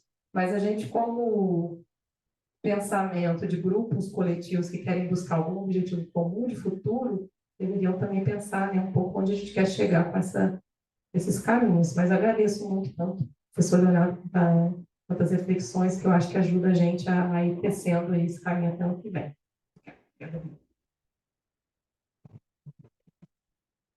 Bom, boa tarde, obrigada. Meu nome é Marina, eu faço mestrado lá no Instituto de Economia da FRJ e, na verdade, é uma dúvida que não é nem só para esse espaço. Eu estava no congresso da RB China, agora na UFABC, e é algo que se vê discutido o tempo todo no próprio PEP mesmo. E é que sinto que, inclusive, a pergunta do outro colega foi nessa direção, toda vez que se fala sobre desdolarização, há um desânimo generalizado.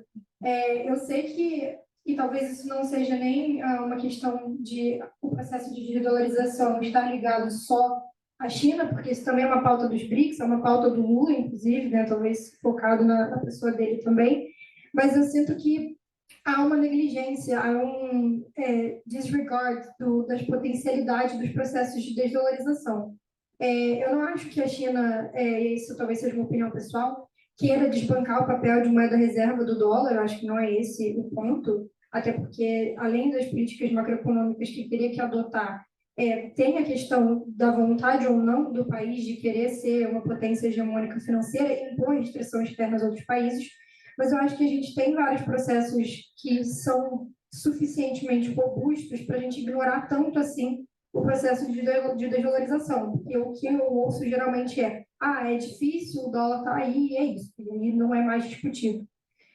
A minha pesquisa de dissertação é sobre moeda com uma perspectiva teórica e internacionalização da moeda. Então, para mim, fica um pouco sempre muito nublado o que outras pessoas têm a dizer sobre isso, principalmente no âmbito dos BRICS. Né? Talvez não seja nem uma pergunta, mas mais uma dúvida geral do porquê que há esse desânimo. A gente sabe que a hegemonia americana já se reafirmou, já retomou, e é difícil pensar em um mundo em que isso seja desbancado. Mas eu acho que o ponto talvez mudança de termo, talvez não desdolarização, mas desmonopolização do dólar, que não é uma economia sem o dólar, mas eu sinto uma ignorância mesmo, assim, tipo, não vamos falar sobre isso porque vai ser muito difícil. Eu não sei se é uma percepção só minha, mas eu queria saber, assim, quais são as perspectivas de quem estuda mais os BRICS, e, enfim, é o G20, mas eu acho que os BRICS mais, porque tem ali a Dilma no NDB, tem, né, essa possível moeda dos BRICS. A China instalou câmara de compensação do renminbi em mais de 25 países, está com conversas ativas com a Arábia Saudita, inclusive, para vender petróleo em yuan. Eu acho que são iniciativas muito robustas para a gente ignorar totalmente, que é normalmente o discurso que se ouve. Enfim, mas é mais uma discussão também para todo mundo fazer junto. Obrigada.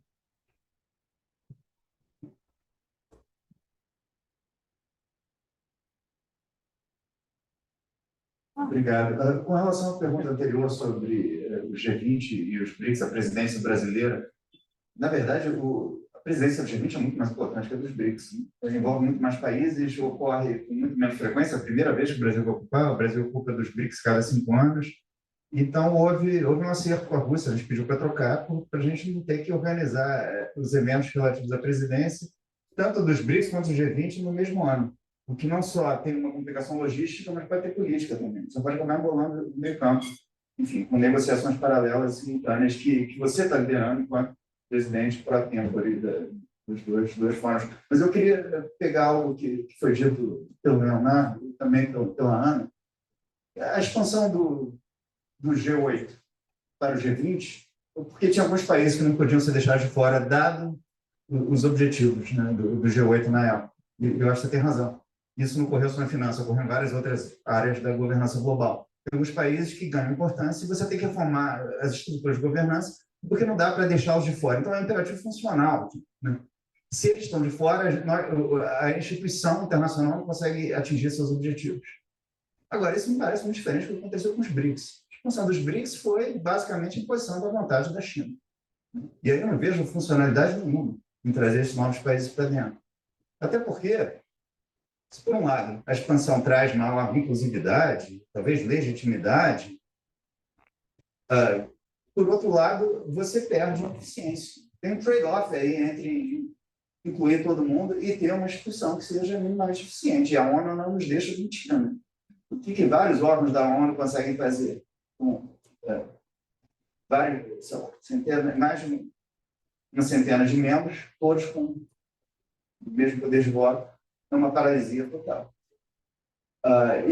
E aí me parece, isso é mais uma reação até de uma pergunta, mas, enfim, eu gostaria de ouvir a opinião de vocês também. A parte da importância do G20 é isso. Ele é o único fórum que consegue trazer todos os principais atores, mas, ao mesmo tempo, não é as Nações Unidas. Então, é um grupo 21 agora, que enfim, já é grande e diverso, mas ainda dá, em tese, para se chegar a algum acordo, ainda que as questões de segurança estejam, claro, pairando sobre todos. E e tendem a subordinar todas as outras agendas, no meu ver. Acho que vai ser muito difícil. A gente tem essa posição que a guerra da Ucrânia não nos diz respeito, não vamos discutir isso. Eu apoio, acho que está certo, mas, enfim, a securitização já está contaminando o comércio, as finanças, tudo. E o que dizer de agendas mais soft? Então, desigualdade, direitos humanos, gênero, até meio ambiente. Vai por aqui. Obrigado.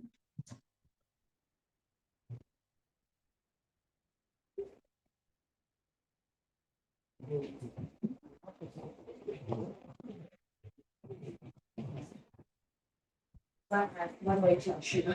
Meu nome é Vitória, sou graduada em Relações Internacionais da UFBA. Eu fico me perguntando se, como a Beatriz até falou, embora mais inclusivo o G20 também, mais inclusivo, traz temas mais em consenso, como meio ambiente, fome, pobreza, mas ainda me parece um tema muito contraditório a questão da reformulação das ordens. Então, me pergunto como é que tipo de mecanismos o Brasil pode trazer, mecanismos práticos, né, de persuasão pode trazer para ter essa conciliação. Um tema que nós ainda temos o G8 aí com umas grandes potências, entendeu? Então, me pergunto como que ele pode trazer essa conciliação para um tema tão controverso ainda no âmbito internacional.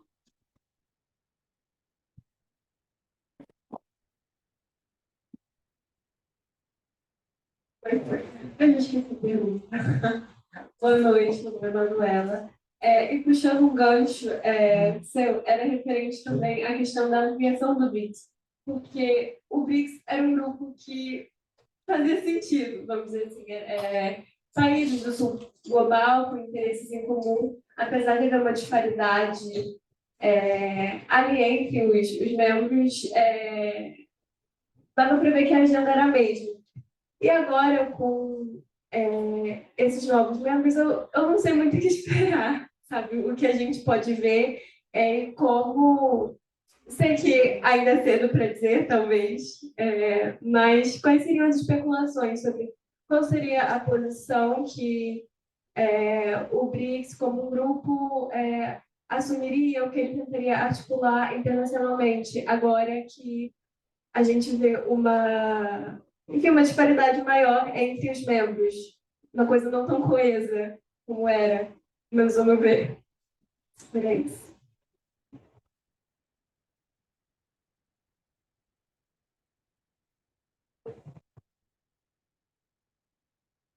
Depois de jantar da hora, eu acho que é a nossa última rodada de perguntas. Então, então, se alguém quiser adicionar mais alguma pergunta, esse é o momento. Vamos aproveitar. Então, faço. Para os palestrantes responder.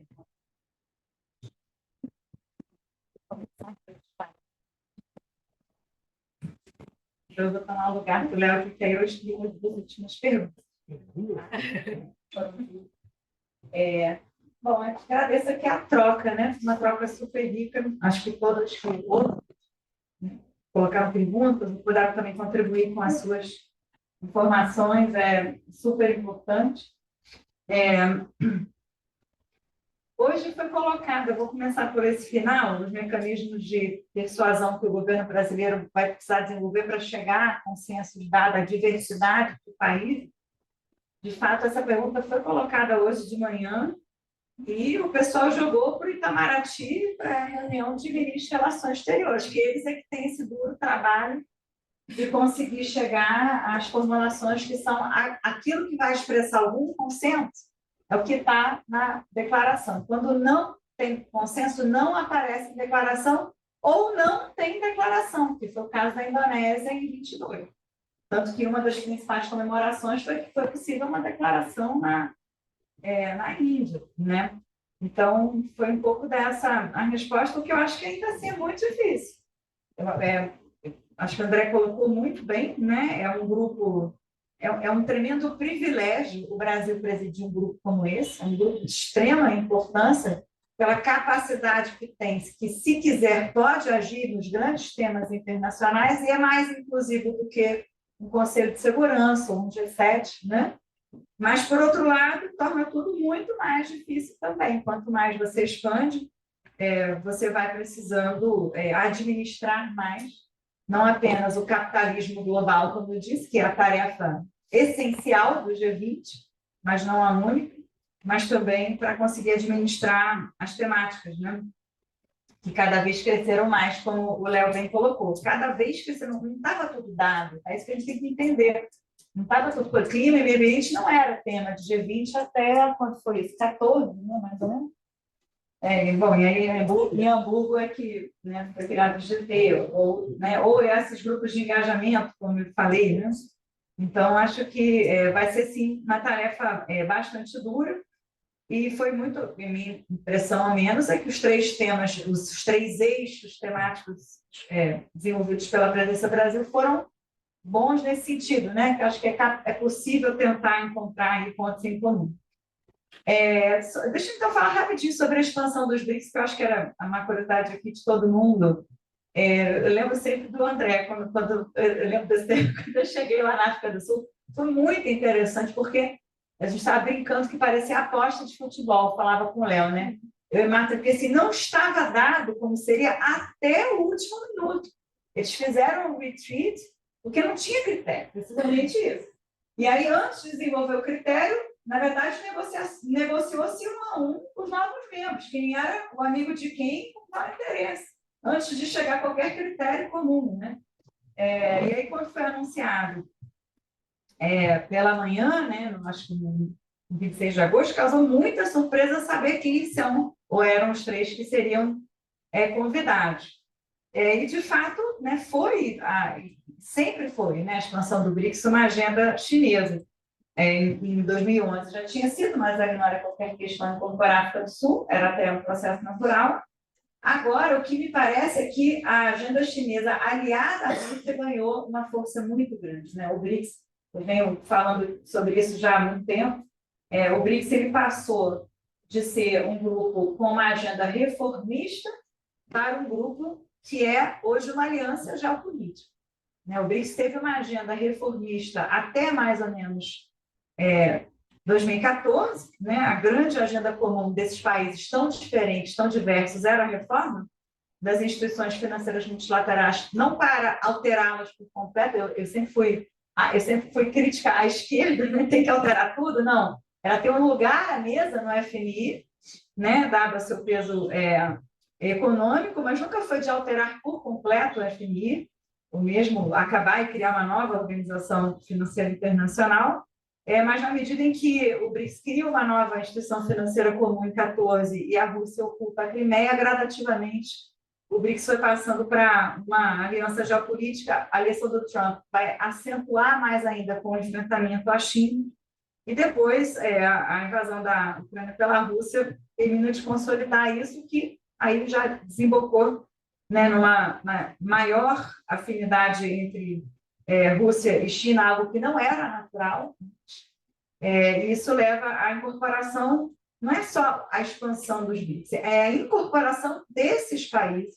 O BRICS ele passa a ser, minha avaliação tem sido essa, um imã de atração de países que não se veem mais acolhidos ou refletidos nos valores e nas ações dos países ocidentais, vai desde a Venezuela, etc., ao Irã, etc., ou aqueles que têm pouco ou não acesso às fontes de recurso financeiro internacional, por caso da Argentina.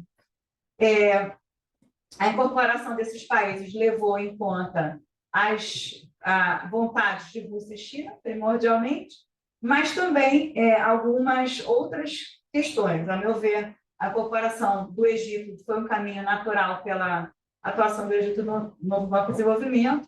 A incorporação da Etiópia pela presidência, pela sede, né, na presidência da União Africana, e o convite à Argentina, que vai depender do resultado eleitoral também, foi uma agenda brasileira combinada com a agenda também da China. Tá?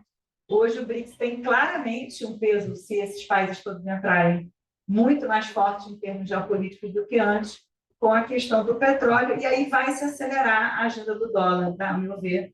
Tem mais potencial de se acelerar, a ajuda do dólar. E aí, deixa eu só rapidamente falar, é uma questão, a desdolarização é um processo político e econômico muito difícil.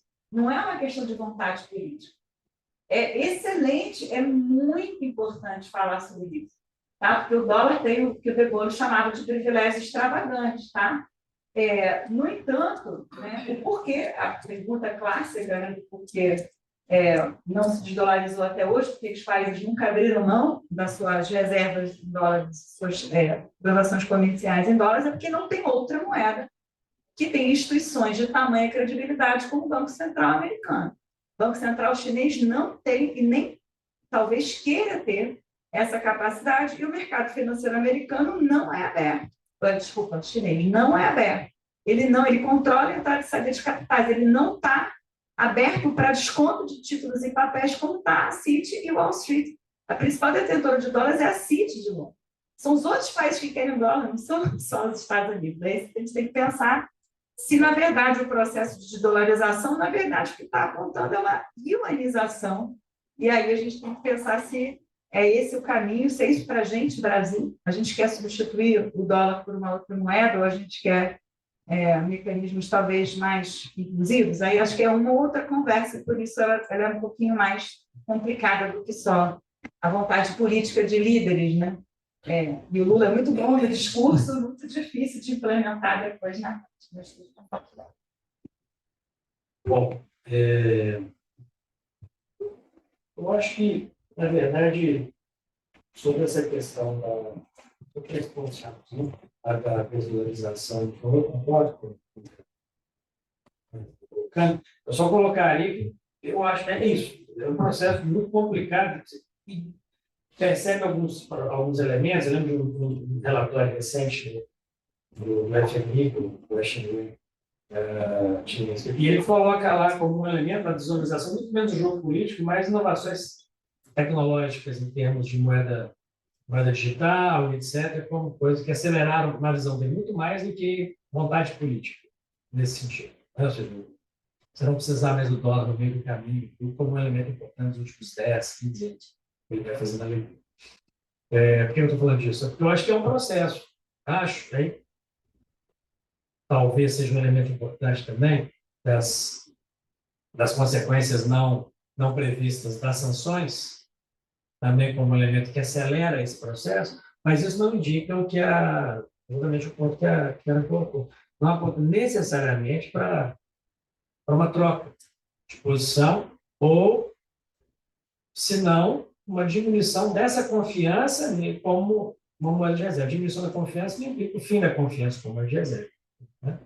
Mas talvez diminuiu um pouco, tendo em vista, por exemplo, o que ocorreu. E aí tem a ver com a questão do BRICS, de alguma maneira, porque nós estamos falando de outro texto da China, que eu lembro que eu tinha lido, e ele falando exatamente isso. Olha, de repente, pode ser, eu pensando alto no texto dele, né?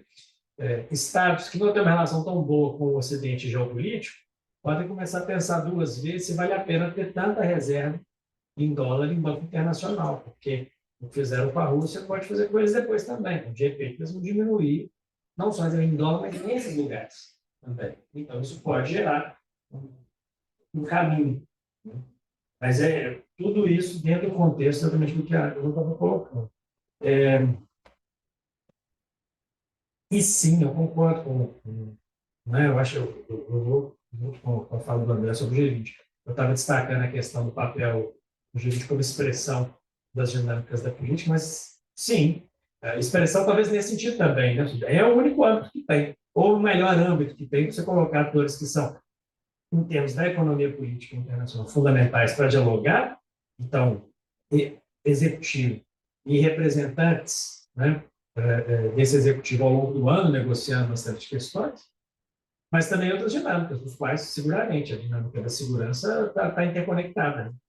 Eu não sei se eu chegaria a tal ponto da securitização dos processos, mas seguramente um nexo de segurança e desenvolvimento que está ali o tempo todo. Né? E mesmo nos contextos de guerra, com certeza, fica mais aflorado, e é isso mesmo. O Indonésia é o caso, a cúpula da Índia foi isso também.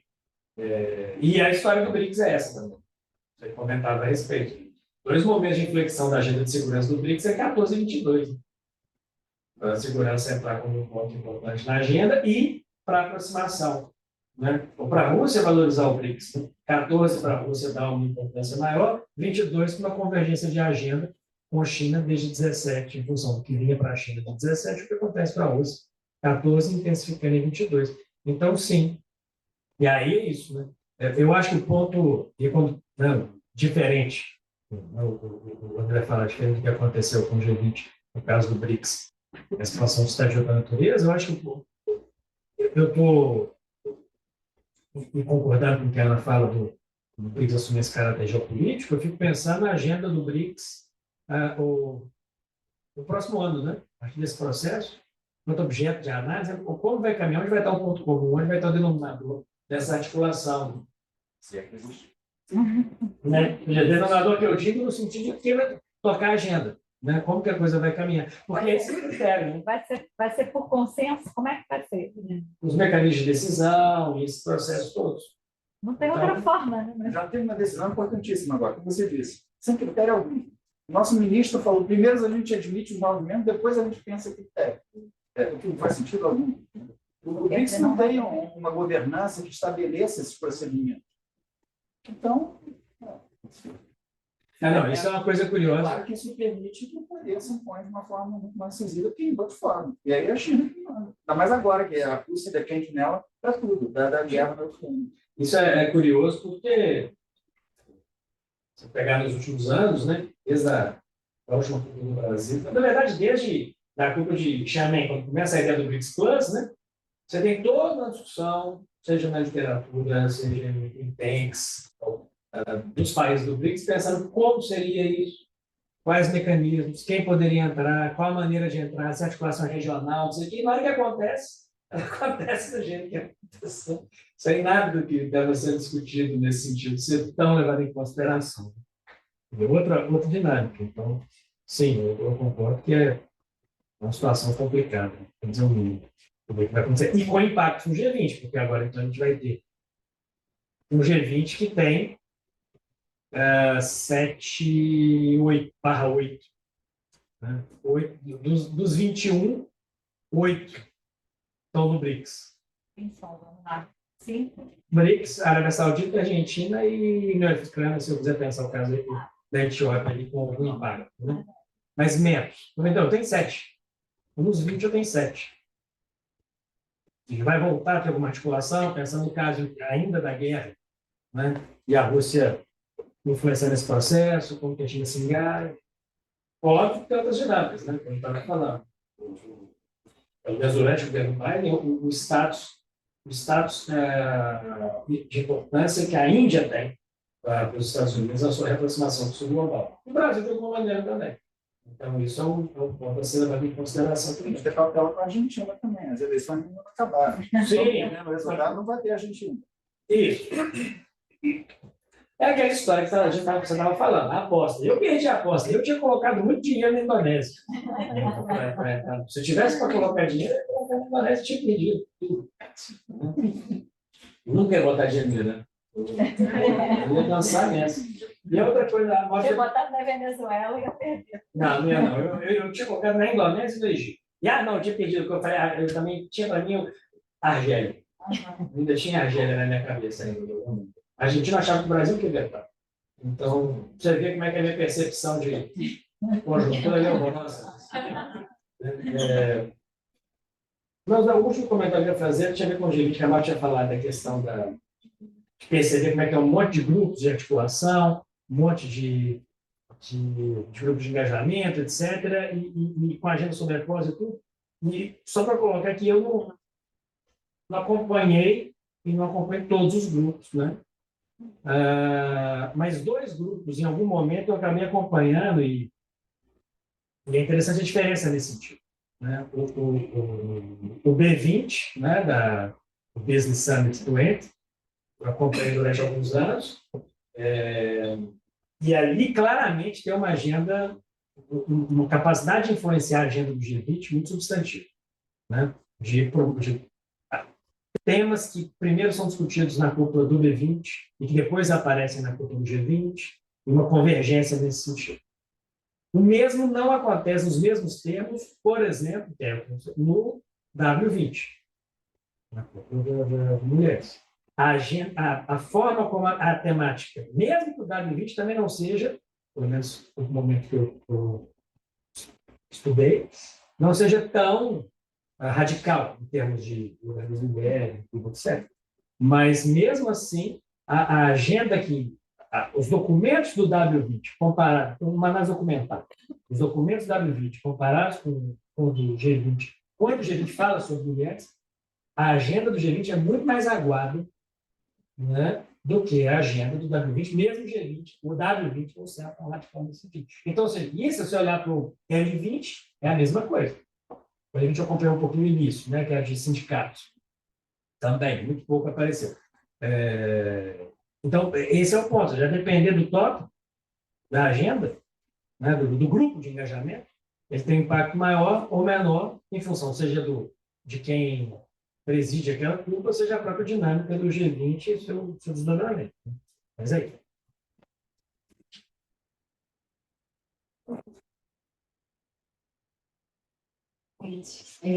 Chegamos então agora no finalzinho do nosso evento. Quero agradecer aí a presença de todos vocês. Acho que foi muito interessante ouvir a Ana e o Leonardo, né? Porque a gente vem notando claramente, e eu que trabalho mais na área ambiental, noto isso a partir de um outro aspecto, né? Dentro das agendas do meio ambiente, a gente vem notando como que atores não tão familiares a essa agenda vêm adentrando esses espaços de negociação, de tomada de decisão. E aí eu acho que vocês apontaram para o processo oposto, mas eu acho que é complementar. Como que dentro de um espaço tradicionalmente voltado às discussões financeiras, esses outros temas também vêm sendo alavancados? Então, acho que a gente vem percebendo como que esses temas mais soft, como o André colocou, eles vêm sendo tratados de forma muito transversal dentro dos regimes, dos espaços de negociação, e vêm sendo apresentados como se houvesse um certo alargamento, digamos assim, em termos de participação, só que, na verdade, não é alargamento, porque a gente percebe que essa participação é muito assimétrica. Então, quando vocês colocam, por exemplo, que o B20 é muito influente nas declarações finais do G20, né? Esse alargamento que não é muito alargamento, ou quando a gente percebe, em meio às COPs, que as grandes corporações, inclusive as petroleiras, são muito influentes nas soluções que vêm sendo colocadas, nos mecanismos financeiros e assim por diante, né? Então, acho que isso é um processo não só setorial, digamos assim, e, em alguma medida, reforça aquela crítica inicial que vocês fizeram desses mecanismos de governança como espaços trabalhados com o objetivo de manter a ordem, né? Então, como a Ana colocou, mudar a ordem dentro da ordem, uma mudança da ordem na ordem, não necessariamente, né? Mas acho que a gente sai daqui com muito mais indagações do que certezas, necessariamente, e acho que, acima de tudo, questionando o nosso papel aí como sociedade civil e como academia, em meio a esse contexto de G20 participativo, mas que, ao mesmo tempo, tem muitas limitações para se mostrar realmente participativo. Né? Então, como que a gente articula essa contestação, esse G20 participativo como um espaço real de contestação, aproveitando essa oportunidade conjuntural que a gente está tendo. Então, acho que é isso. Muito obrigada. Parabéns, Ana e ao Leonardo. Obrigada a todos. Claro, por favor, a Marta chegou depois. Primeiro, só agradecer, acho que foi ótimo. A Marta é diretora atual do BRICS Participate. Quanto Léo e Ana, e já que está todo mundo muito interessado na ampliação dos BRICS, eu queria anunciar que na semana que vem a gente vai começar a publicar nas redes sociais e no próprio site do BPC, algumas notas analíticas que foram feitas, por exemplo, pela Beatriz, pela Bel, e pelo próprio Sérgio, pesquisadores aqui do BPC, sobre a ampliação do BRICS. São notas curtas. O André vai achar que a minha é muito otimista, mas enfim. Mas enfim, acho que vale a pena dar uma olhada nas redes sociais e no site do BPC. Depois vão chegando outras também em análise.